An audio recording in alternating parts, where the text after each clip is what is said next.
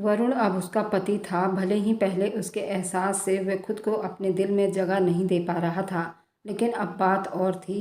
अब कानूनी तौर से और धार्मिक तरीके से भी उसका पति परमेश्वर था और उस पर अपना हक रखता था। और उसने सारी जिंदगी खुद को उससे दूर रखने के बाद उस कर्ज को चुकाना था। थोड़ी देर बीते जब कमरे का दरवाज़ा खुला, वरुण अंदर दाखिल हुआ। उसका कपड़ा धुलने वाला नहीं था।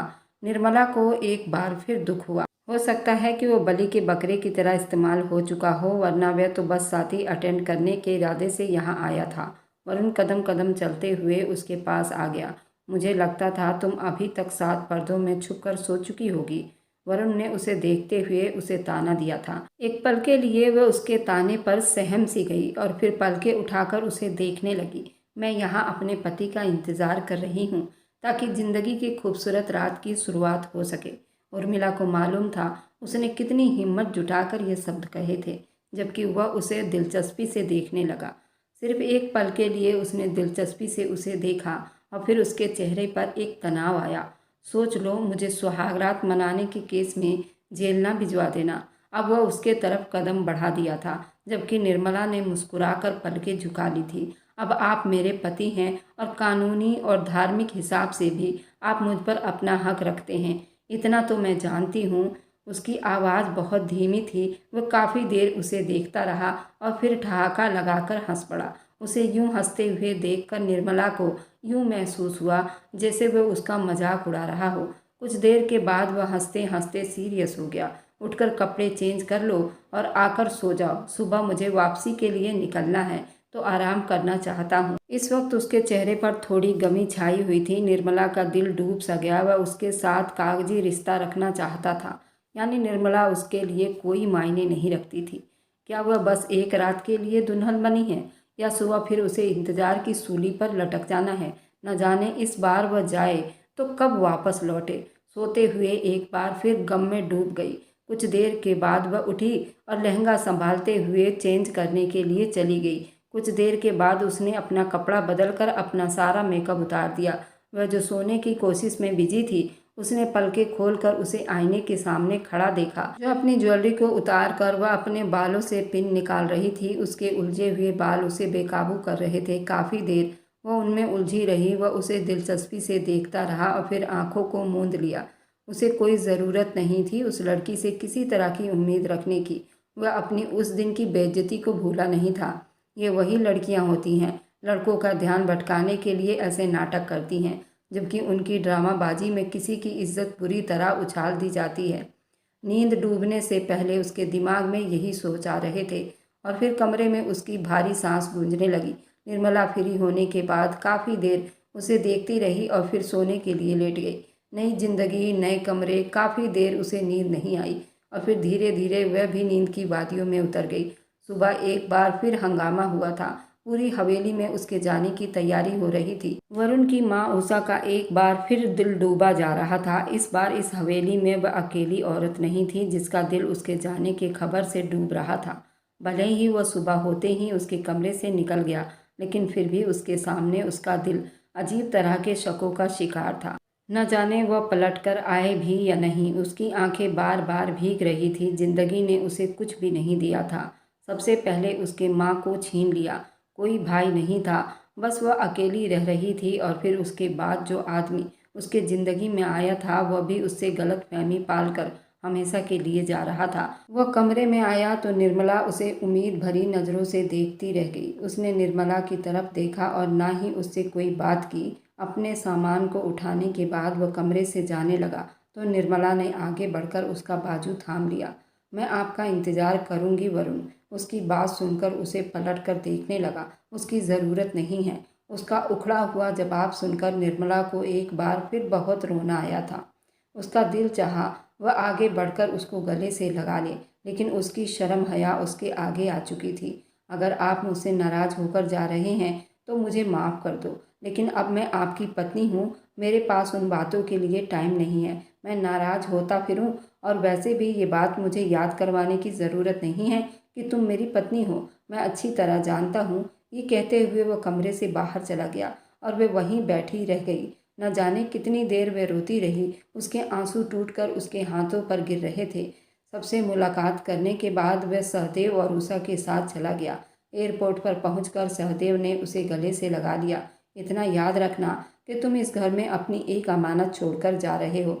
मुझे उम्मीद है तुम ये बात नहीं भूलोगे, सहदेव ने उसे कहा तो वो मुस्कुराते हुए उन्हें देखने लगा। वह अपने पापा की उम्मीद पर हमेशा पूरा उतरता था, लेकिन इस बार उसे अंदाजा नहीं था कि वो पूरा उतर पाएगा या नहीं, इसलिए वापसी के लिए पलट गया और यहाँ बस कुछ दिन रहने के लिए आया था, लेकिन यहाँ पर एक मजबूत रिश्ते में बंधकर वापस जा रहा था। उसने उस रात निर्मला को नहीं देखा और फिर हैरान भी हो रहा था। उसके व्यवहार में बदलाव देखा उसने यही महसूस किया था कि हो सकता है वह उस बनावटी तौर पर सबसे बस दिखावा कर रही हो, इसलिए ताकि मैं उसके साथ कोई बुरा व्यवहार ना करूं। और फिर जाते हुए उसका विनती भरा शब्द वरुण को बार बार याद आ रहा था। अपने सर को झटककर उसके ख्यालों को बस अपने दिमाग से निकाल कर वह अपने यात्रा को सुखद बनाने में कामयाब रहा। अमेरिका की ठंडी हवाओं ने एक बार फिर खुशी दिल से उसका स्वागत किया। 12 साल उसने यहाँ पर बिताए थे और ये सब उसे अपना अपना सा लगता था। उसका दोस्त पीटर उसका इंतज़ार कर रहा था। आगे बढ़ते हुए उसको गले से लगा लिया। यहाँ पर उसने काफ़ी लड़कियों से दोस्ती भी की थी, लेकिन आज तक वह अपनी हद को नहीं भूल पाया था। वह यही चाहता था अगर वह शादी करेगा तो अपने बाप की मर्जी से, क्योंकि वह ऐसी लड़की को पसंद करता था जिसमें शर्म हया हो, और वैसी लड़की से शादी करके वह अपनी नस्ल को आगे बढ़ा सकता था। पीटर के साथ वह फ्लैट में आ गया था। थकावट से उसका बहुत बुरा हाल था। खाना खाने के बाद वह आराम के लिए लेट गया, जबकि पीटर उसे फ्लैट में छोड़कर वापस चला गया।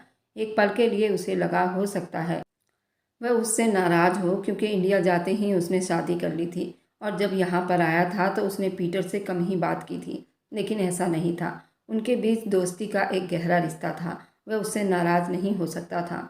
निर्मला मन ही मन सोच रही थी, शायद वरुण के दिल में इस रिश्ते की कोई अहमियत नहीं थी। वरुण के जाने के बाद घर में सभी वैसे के वैसे थे। वरुण की माँ उषा ने अपना व्यवहार हद से ज़्यादा बुरा कर लिया था। तुलसी की मंगनी भी उसके पसंद के हिसाब से कर दी गई थी और उसी तरह दिन बीतने लगे थे। वरुण को यहाँ से गए हुए 1 महीना होने को आया था। घर में सभी लोग उससे बातचीत कर लिया करते थे। वह जब भी बात करने की कोशिश करती तो वरुण ना ही उसके मैसेज और ना ही उसके कॉल को अटेंड करता। उसके किसी भी मैसेज का जवाब देना नहीं चाहता था। आखिरकार उसने उम्मीद छोड़ दी। वह अब उकता चुकी थी, बार बार उस आदमी के सामने अपनी मोहब्बत का इजहार करते करते। उस दिन भी पूजा करते हुए वह रो पड़ी थी। हे भगवान, मैं ही क्यों? आखिर मुझ में ऐसी कौन सी कमी है जो हर रिश्ता मैं खो देती हूँ? तूने अगर मेरा कोई अच्छा जीवन साथी बनाया है तो उसे मेरे लिए बना, उसे मेरे लिए भेज दे। रोते रोते उसने अपना सर माथे पे गिरा लिया था। उसे अब उसके अलावा और कोई सहारा नज़र नहीं आ रहा था। घर में कोई भी वरुण के लिए पूछता तो वो उन्हें यही बताती कि वरुण उसकी बातचीत होती रहती है और वह बहुत खुश है। लेकिन हकीकत ये थी कि वरुण ने एक बार भी उससे कोई बातचीत नहीं की थी। अपने टूटे हुए रिश्तों को एक बार फिर जोड़कर वह अमेरिका के हवाओं में गुम हो गया था। 1 महीना होने को आया था, लेकिन उसको ना ही उस लड़की की याद आई और ना ही उसने उसे याद करना अच्छा समझा।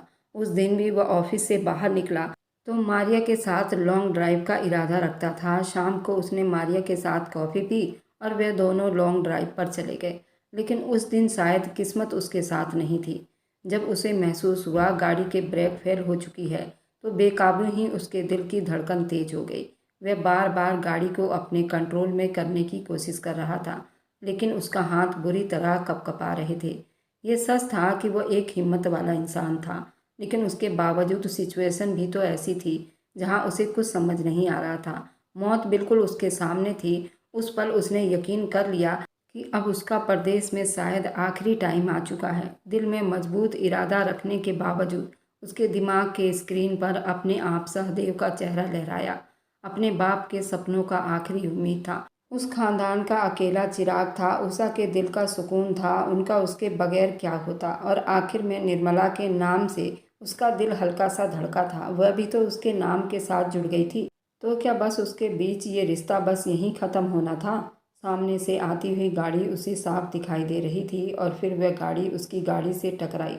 न जाने ये टकराव कितना तेज था, लेकिन उसका दिमाग बुरी तरह से बिजी हो गया था। आसपास बस चीखों का शोर था। मारिया की चीख तोड़ते हुए लोग, डरावनी नज़रें, उसका दर्द करता हुआ जिस्म, आखिरी इंतजार जो उसने देखा। वे लोग उसके तरफ दौड़ रहे थे। उसने अपनी बंद होती आंखों को खोलकर अपने बाप को बुलाना चाहा, लेकिन उसके होठों ने हिलने से मना कर दिया और कुछ ही देर में वो होश हवास खो बैठा। इस हादसे की हकीकत बहुत डरावनी थी। उसके जिस्म पर अनगिनत चोट थी। कितने ही दिन वो बेहोश रहा। सहदेव उसके हादसे की खबर सुनते ही बेताबी से कांप उठे थे और दूसरे ही दिन उसके पास पहुंच गए थे।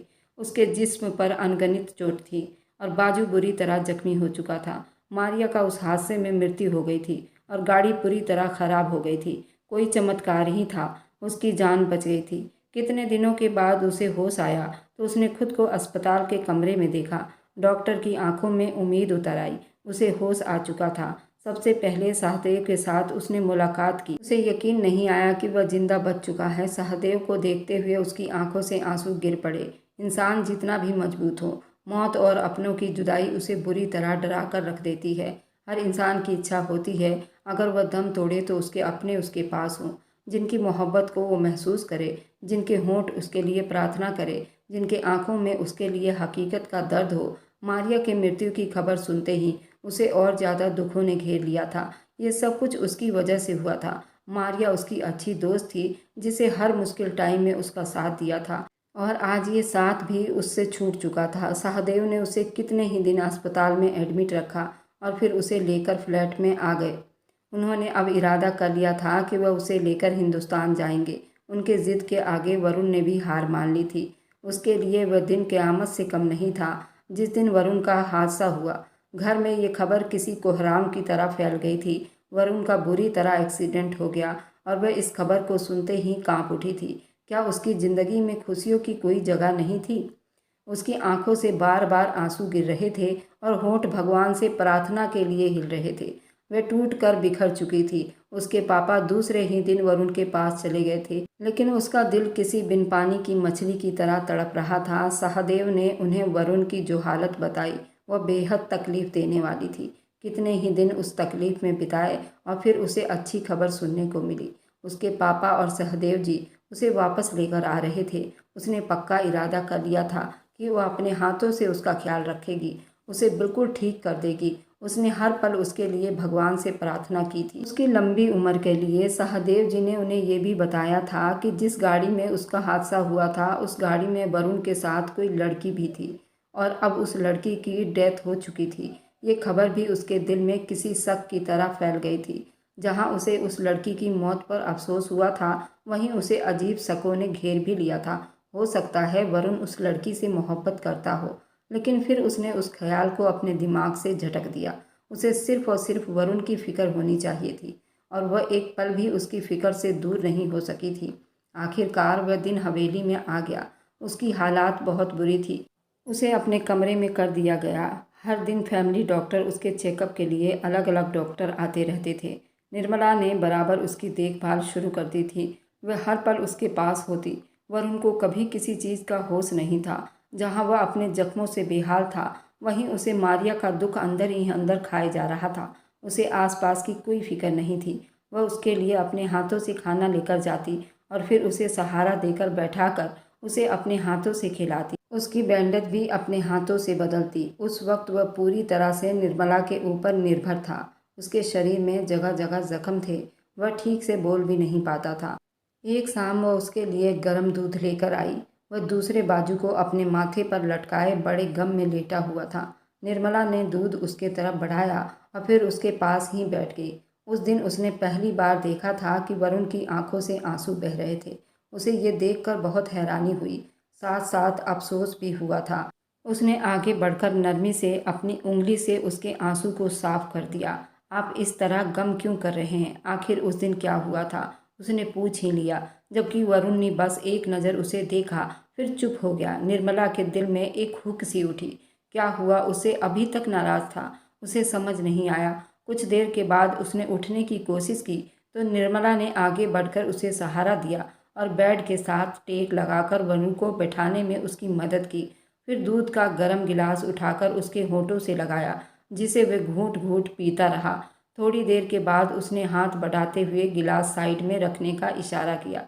निर्मला ने गिलास साइड टेबल पर रख दिया। और फिर उसके पास ही बैठ गई। 5 साल मैं और मारिया एक साथ रहे। ये सच था कि वह एक औरत थी, लेकिन मेरे लिए वह उससे कहीं बढ़कर थी। वरुण ने अपनी बात शुरू की तो निर्मला हैरानी से उसे देखती रही। वह ऐसा सहारा थी जिसने कभी मुझे मुश्किल का सामना नहीं करने दिया। अगर परदेश में कभी अपनों की कमी महसूस करता तो वो मेरी हर कमी को पूरा करती।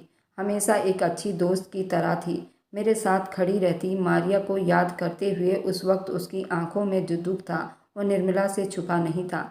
जीने के साथ सब कुछ अधूरा रह गया। उसके सपने, उसका ख्याल। काश मैं उस दिन जिद ना करता। तो निर्मला ने हाथ बढ़ाते हुए उसके हाथों पर हाथ रख लिया। मारिया आपसे बिल्कुल दूर नहीं है। हमसे बिछड़े हुए लोग हमारे दिलों में हमेशा जिंदा रहते हैं।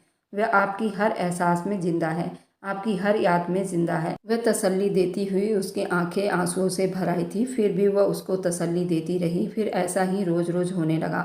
वह अपने हर दुख वरुण से शेयर करने लगी थी, उसे तसल्ली देती। उसकी बातों से उसे मालूम हो चुका था मारिया उसकी दोस्त थी जिसे वह शायद बेहद पसंद करता था। सिर्फ और सिर्फ एक दोस्त की हैसियत से वह आज भी उसकी यादों में जिंदा थी। मारिया और टोनी एक दूसरे को पसंद करते थे और कुछ ही साल के बाद उन दोनों की शादी थी। मारिया के बारे में जानकर उसे भी अफसोस ने घेर लिया था। उनके बीच धीरे धीरे दोस्ती का सिलसिला चल निकला। अब वह भी वरुण से अपने एहसास शेयर करती।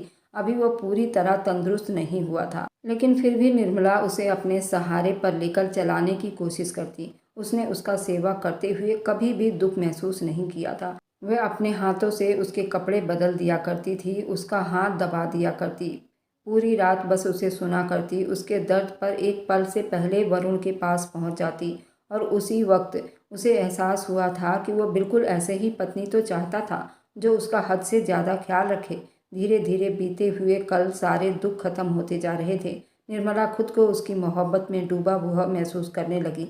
उसे एहसास होने लगा कि शायद वरुण से बढ़कर उसके लिए और कोई नहीं हो सकता। उस शाम भी उसके सामने आकर बैठी तो वरुण ने मुस्कुराते हुए उसे देखा। बाजू के दर्द से करा रहा था। अब उसके जिस्म के सारे जख्म थोड़े ठीक होने लगे थे। अब वह धीरे धीरे खुद चल फिर लेता था और अपने काम भी खुद ही कर लिया करता था। लेकिन अभी भी निर्मला हर वक्त उसकी सेवा करती रहती। उन दोनों के बीच दोस्ती की खूबसूरत शुरुआत हो चुकी थी। कभी तुमने महसूस किया है कि मैं जब यहाँ से चला जाऊँगा फिर तुम मुझे मिस करोगी? वरुण ने उससे पूछा तो निर्मला की आंखों में उदासी उतर आई। वह हैरानी से उसे देखने लगी।